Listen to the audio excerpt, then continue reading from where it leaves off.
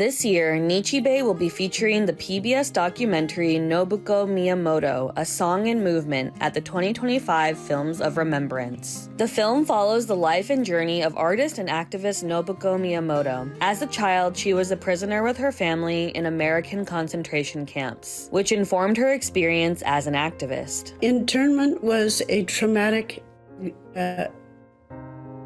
act for most of Japanese Americans who were alive at that time, and that trauma has been passed down through generations, whether you know it or not.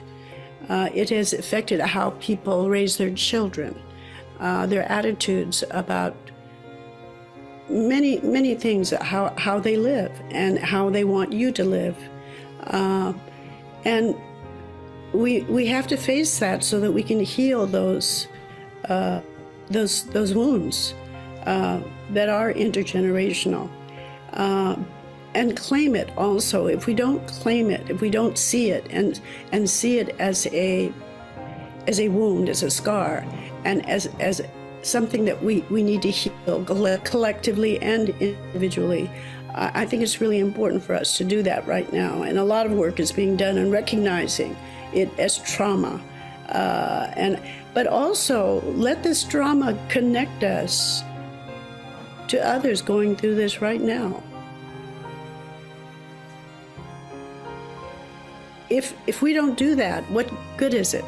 She was a dancer, musician, and actress. She partook in mainstream films and theater, eventually writing and creating music for Asian American and other civil rights movements. Her song with Chris Iijima, called We Are the Children, from the late 1960s, is considered an anthem of Asian American activism. Very quickly, after we wrote our first song, Chris Iijima and myself realized the power of music in communicating ideas, as well as capturing a spirit.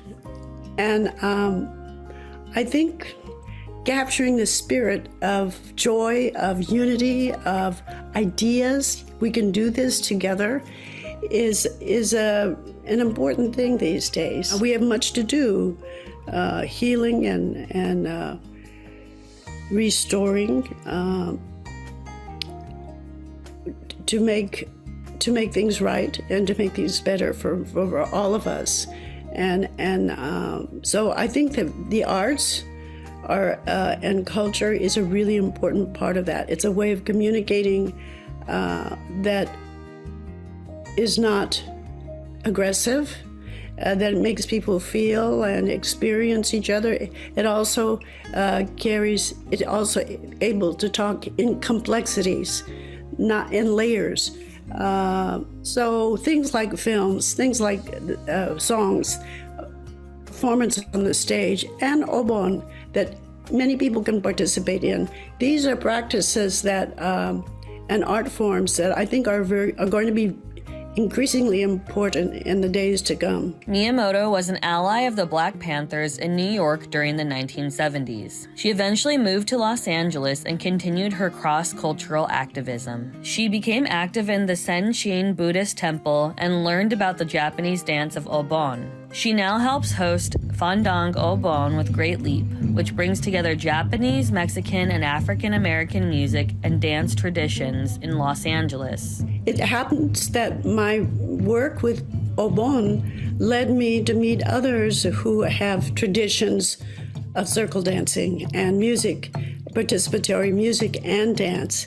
And I met Quetzal Flores, who is involved with Fandango, which is an art form from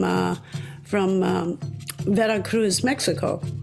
And he's a musician, I'm a musician, we're looking at this. He invited me to a workshop of Fandango, and I said, that's interesting. They're making a circle around this platform.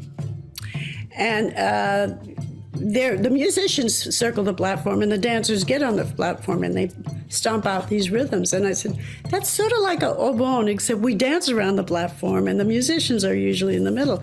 What would happen if we brought Fandango and obon together? And he said, yes.